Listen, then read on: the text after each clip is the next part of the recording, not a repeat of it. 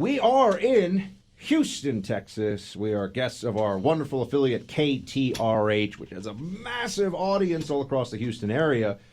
And for those of you listening on that station, and many of you listening on other stations across the country, certainly know who is with us right now, the man himself, the czar of Houston Talk, Mr. Michael Berry in studio. Michael, honored. Thanks so much for the warm welcome to us. But for the record, it's the czar of all talk, not just Houston Talk.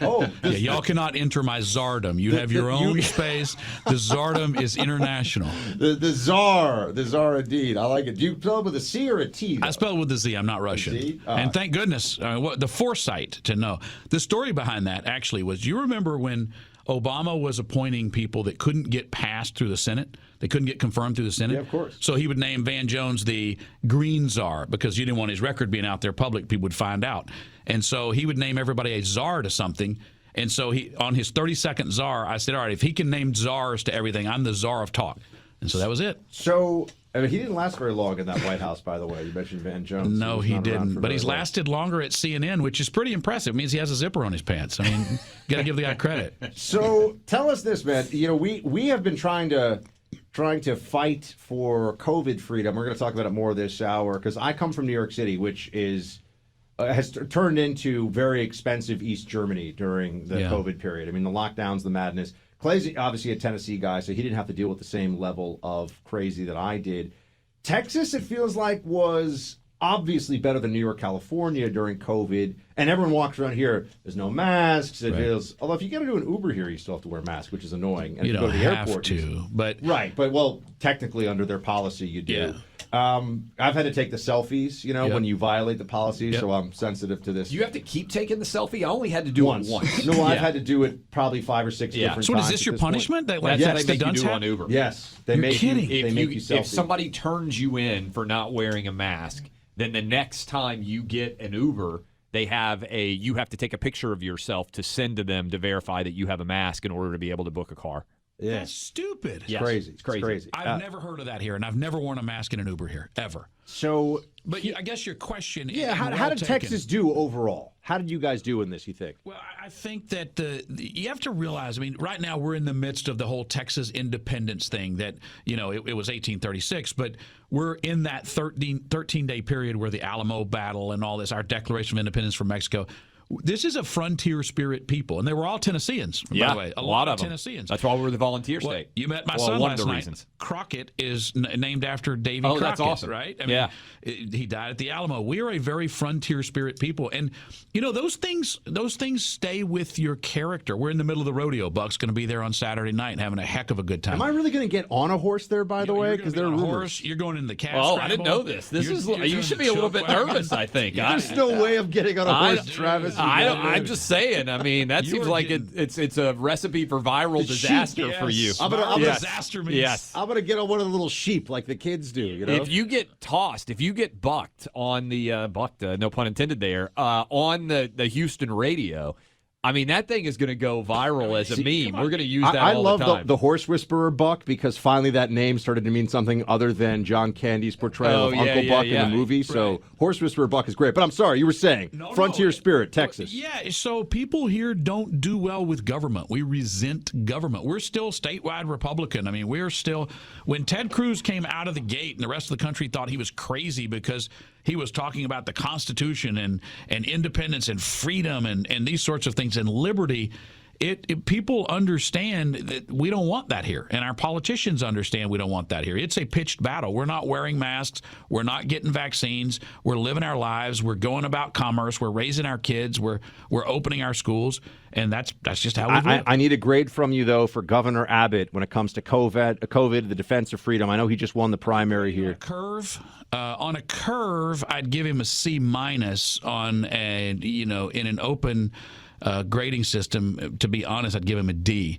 The rest of the country doesn't know that Abbott is no Ron DeSantis. He's no Ron DeSantis at all. Abbott is closer to Gavin Newsom and Cuomo than he. Yeah, wow, no. That is pretty, that's an indictment. The range is hot. He only won 66% of the vote in the Republican primary. Allen West and Huffines ran against him. Only 2/3 of Republican voters in your own primary, when you're sitting on $65 million in cash running against Beto, is an indictment that the base doesn't like you. So he has great name ID, spends a lot of money. He's not well liked among the base here. He's no Ron DeSantis, I'll tell you that. Is that race? Glenn Youngkin. I mean, he's not. That race is going to be not remotely close, though, right? Beto is dead in your mind? No, it'll be closer than it should be. You think so? Yeah. You know, Ted Cruz beat Beto in 2018 in a year, in a kind of a weird year, but he barely beat him. Yeah. And there was a lot of money that came from California and New York. Abbott will beat him. Abbott will poll higher because he'll pull more independents than Ted Cruz does. He's less liked by the base. Abbott will beat him, but Abbott's sitting on a pile of cash. It'll take everything he's got to get there. Beto's a good campaigner. He is. We talked yesterday about the Hispanic vote and how much it's moving towards Republicans, particularly in South Texas. Yes. Do you feel that? Do you see it? Is it sustainable? Is it a real thing? Certainly it happened in 20. Will it grow in 22? You will. So you take Henry Cuellar's race. Henry Cuellar, a moderate Democrat, and he truly is a moderate Democrat, but he's hawkish on, build the wall, seal the border.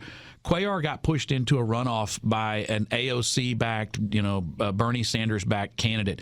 So Cuellar's a guy that is kind of a representative of where Hispanics, Latinos on the border are. We talked about this at dinner last night. Latinos in this state are mostly Catholic. They're pro-life. Everything I'm going to say is anti-Democrat, right? They're pro-life. They're pro-family. They're military veterans. They're police officers. They're public servants. They're people of faith.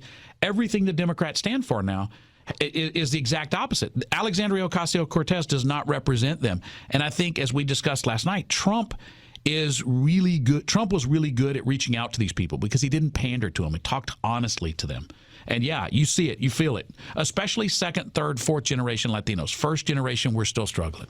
And a big part of that, obviously, is also the small business component. To shut down everything with COVID, the Latino community wanted to work. That's exactly right. And the Democrats wanted to shut down, and so that continues. And the Latino. Let's be honest, is there a harder working group of people than Latinos in this country? That's not pandering. That's the God honest truth. They work. And the attention that the Democrat Party gave specifically to BLM and the riots, I think, in the election year also, because Trump did do better than the Republican average at a national level with Latino voters. Absolutely. And I think there was a sense of what is going on with law and order in this country, too, which obviously also extends down to the situation at the border. I want to ask you about that a bit, because if there's one place where media, well, I can't really say that. A lot of places where media reality versus the actual reality has an enormous gulf. But on the border and border coverage, you don't see it a lot from the national outlets. You don't see much talk about it. The polling shows this is a top 3 concern nationally for a lot. And that's nationwide. That's not even just along the border states. How are you seeing? Last year was 1.7 million, I think, encounters, the official number. Doesn't include gotaways. You're looking at basically 2 million illegal entries in the United States last year. How do you feel and see and hear about that reality as a Texan here along the border? Buck, that's a great question, because it manifests itself in news stories. Nobody counts how many illegal aliens are standing at the Home Depot waiting on jobs. But where you see the number of illegal aliens and the real problem, where it manifests itself, is that you'll have a murder by an illegal alien of, a woman who's out for a job. And you combine that with the bond reform, which meant that when you catch these guys, they're getting put back out on the street. So now it's a multiplier of their ability to do damage and wreak havoc. So you see these murders, you see violent crimes. That's a real problem. The sex trafficking is through the roof. That's a big problem. And the fentanyl deaths. I mean, this is the cartel corridor. They're moving drugs up into our country across this border using mules that look like just a person that wants to cut grass or raise babies. And it's really, really bad on our streets. We're seeing record fentanyl deaths. And so I think you're seeing it manifested in violence. You're seeing it in sex trafficking, which is now way up, and you're seeing it in drug trafficking. What about the crime rate in Houston? We talked a little bit about this. Yeah. Everybody focuses on Chicago. There's been a great deal of discussion about New York and L.A., but Houston's crime has been out of control and gotten nowhere near the national attention. What's going on here? Fox News 2 weeks ago declared, after the January numbers came in, declared Houston the murder capital of America. That's not something. You don't want to take that from Chicago. Let them have it. But the bond reform has been really bad. When Democrats swept in under Barack Obama, they took all the countywide seats. They took all the criminal district court judgeships, and as a result, they're just putting people back out. One guy was out on multiple bonds, murdered a police officer. And we've had just case after case after case of this. It's a perfect storm of awful. Democrat mayor, Democrat county judge, Democrat district court judges, criminal court judges, Democrat sheriff. And so what you're witnessing is the cops are doing their job, but you bring somebody down with blood all over them, and they're released back out on the streets the same day, and they're out committing more crimes. It's really, really bad. We don't necessarily have more criminals. It's a multiplier effect on the damage that a criminal can do to a society because they commit more crimes when they would have been in prison before. Is there a blowback here like we're seeing in New York and L.A. against the district attorneys and everybody else? There was a blowback in the Democrat primary, Clay, which was really surprising. We had 8 criminal court judges, Democrat criminal court judges in Harris County, the county you're sitting in right now, who were up for re-election and were contested. 5 of them either lost outright. One of them was 17% of the vote in his own primary, a guy named Greg Glass. 5 of them lost outright or are pushed into a runoff, and all of them are trailing. So even the Democrats understand that bond reform has been a bust. You've got to have trials. You've got to punish bad people, because what we're seeing is the victims of the crimes are minorities themselves. So the Democrat Party locally relies on the minority vote. That's been their stronghold. That's who's being hurt the worst by the crime that's being visited on this community. Before we let you go, Michael, the great dream of the Democrats, we've heard it for many years, is to flip Texas blue. We're at a time where Florida is trending more solidly red than anybody could have thought, I think, even a few years ago. How do we keep Texas red? Well, I think you have to hold your own among Latinos in South Texas, and we're seeing that. And a wide open border plays right into the hands of Republicans. We also need to do very well with suburban moms. That's where Trump really suffered in 20. We have to do well with suburban moms, and that's where I think mommy issues matter. Critical race theory, that matters to mommies. Opening the schools, getting the masks off of them, transgender issues in the school, age-appropriate education, these sorts of issues really matter. Educational choice to moms, these sort of things matter. That's how Youngkin won in Virginia. That's how we keep. Look how they turned Virginia red from being purple, and that's how we do that in Texas. We got an event tonight, Texas barbecue, beer, and bourbon. What do you expect? What should people who are coming, and we got a good crew, what should they expect? Well, first of all, they're going to get to meet Clay Travis and Buck Sexton. No, all kidding aside. Incredible. Listen. We're going to try not to dress the same. Yeah. We talked about some of the legends yesterday that we grew up listening to. But when you get to listen to a guy that's been coming through your radio, whether he's making music or talking on the air, you're listening to his opinion. You get to shake his hand. You get to take a photo with him. That, to me, is the fun part. But, from a selfish perspective, for us, you and I get to meet our listeners. And that's pretty cool. We get to meet those veterans and cops and firefighters and business owners and couples and wonderful people. So it's going to be a lot of fun. We're going to drink some bourbon, some beer. We're going to eat some barbecue. We're going to do a panel discussion of us and Jesse Kelly. Tracy Bird's going to perform. Josh Fuller Band's going to perform. It's going to be a heck of a good time. Thank you, Michael, for pulling it all together. We're excited, and thanks for welcoming us here to your home city in Houston. Check out the Michael Berry Show, everybody. You know him. You know him here on KTRH and other stations across the country. Michael, I got to say a big thanks. You guys let me guest host at Christmas. That was a bucket list dream come true. I really appreciate it. You guys are wonderful. Thank you for doing that, for sure. And by the way, I got to clean something up. I said that Tennessee was the volunteer state because of the war in 1836 when Texas became independent. There were a lot of Tennesseans there. We're the volunteer state because of the War of 1812. Oh, and I know there's going to be people out. I know there's people out there. I haven't even checked my phone. Big audience. I know there are Tennessee nerd card on suspension. They are coming after me for making that historical error live on the radio. So I want to fix that. We are joined by our friend Zuby now. He is a podcaster, rapper, author, and general life and fitness guru. He was with us in studio in New York. Now he joins us remote. Zuby, great to have you, sir. Hey, how's it going, guys?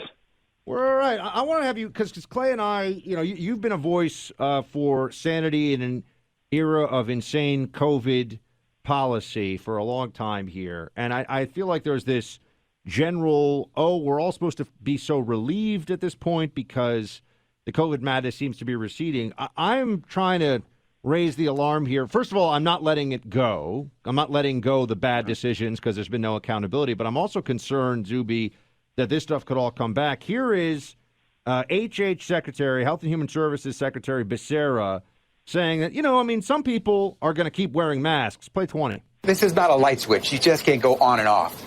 It's a matter of doing this, knowing the science, being thoughtful about how we do this. There will be people who will continue to wear masks. Some have to. Those who are immunocompromised are under 5 years of age. Children still aren't vaccinated. And so we still have reason to be cautious. But look, we're in a different place today, and we can move forward, and we know what it takes, and we're putting the tools together. That medicine cabinet is a lot more full. So bureaucrat here saying, I guess your 4-year-old still has to mask up. I mean, this is a psychosis, Zuby. What do we do about it?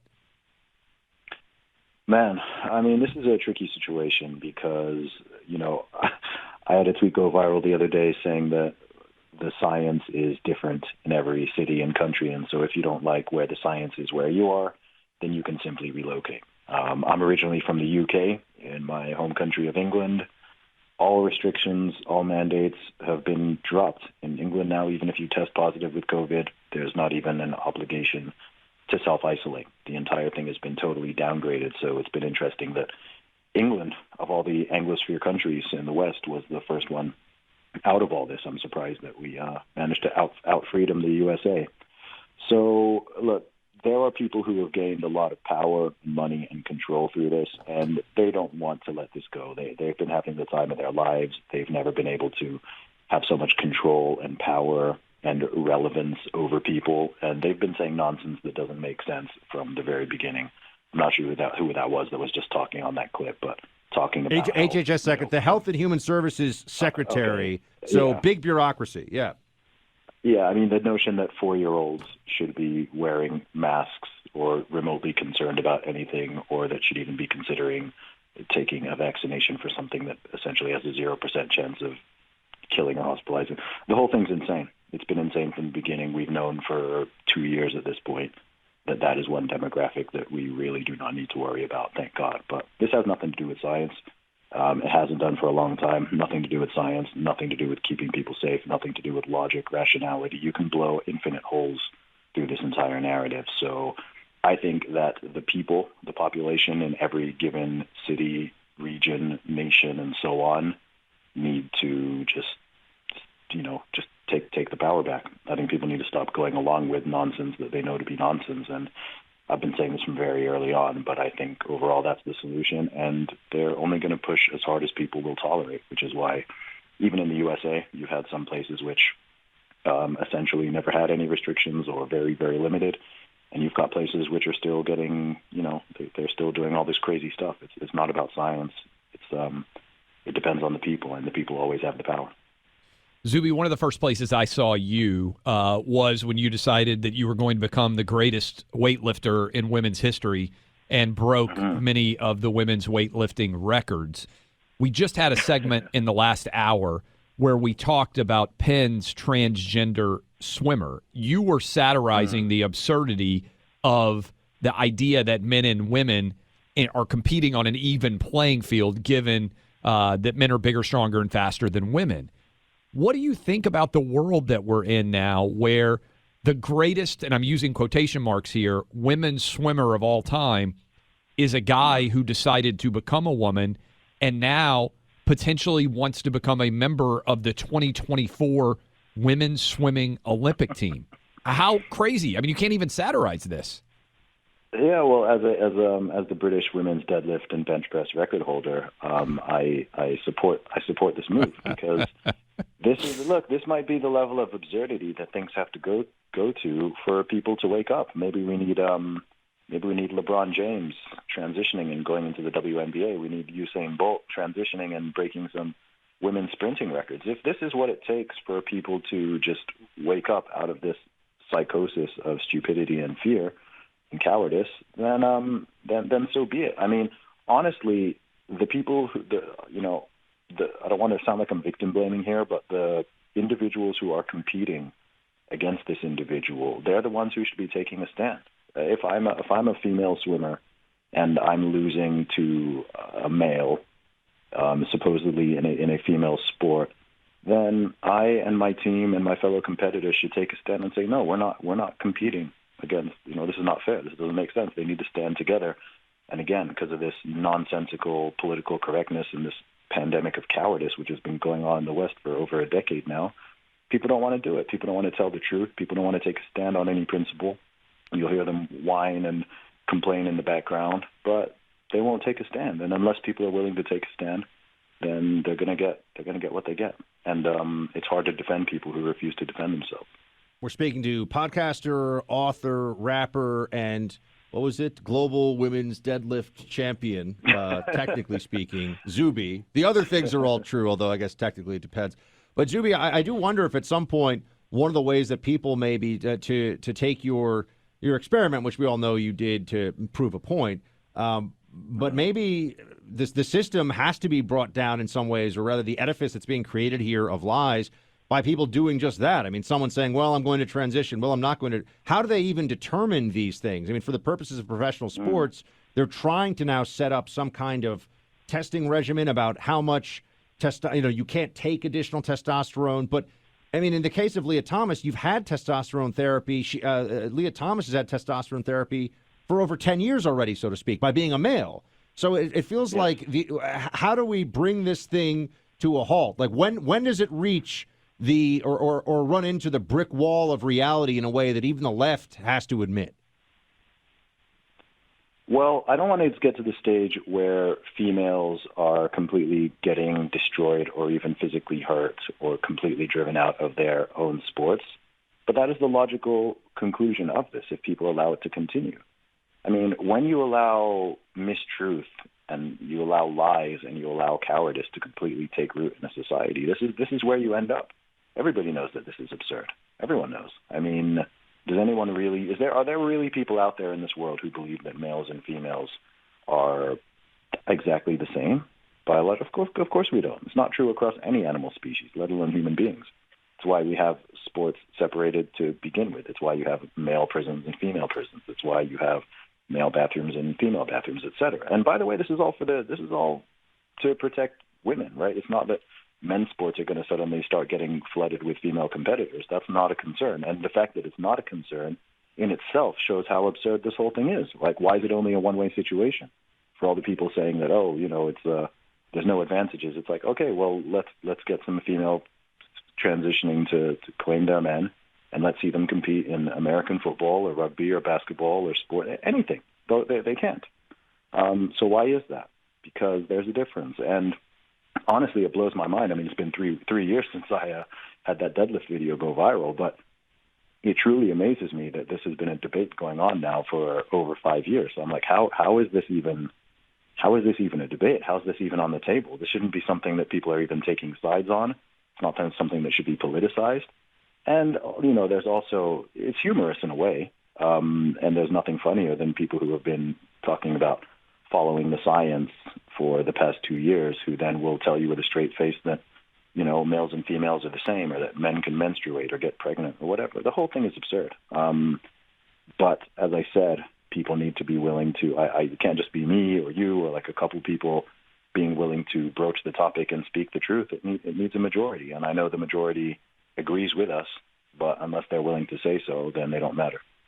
You know, what's interesting, Zuby, is it's not even a majority, right? Because if this were a thing where 45% of people felt one way and 55% felt another way, or even 50-50, which is the case with a lot of political issues today, I'm sure you noticed this, and this is what is so fascinating about an issue like this.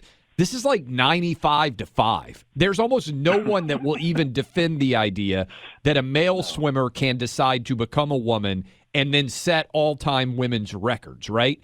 And yet what you have is, to your point, a conspiracy of silence, because even though this is a 95-5 issue, people are so afraid of the 5, right? The 5%, the tiny minority out there, labeling them, that they're afraid to say something. That's why I always say, if you take it outside of the world of men's and women's athletics, like just consider boxing. Nobody out there is going to say, hey, Floyd Mayweather's a great boxer, right? Mike Tyson back in the day was a great boxer. We wouldn't let them fight against each other because Mike Tyson would probably kill Floyd Mayweather because he's a lot bigger. That's the equivalent of male-female difference, and yet people are terrified to really say it in the world of sports. Exactly, and it's not simply about fairness. It's about truth. And this is the underlying thing with this issue. It's like, if we as a society give up on objective truth, right? We give up on objective truth, then we're in serious trouble.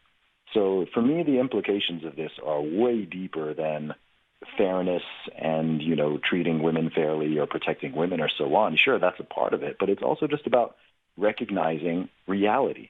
We Yeah. need to be able to agree on objective reality. If we can't do that on something as simple as male and female, something we've been able to agree on forever, and which, a 2-year-old can tell you the difference between a male and a female inherently.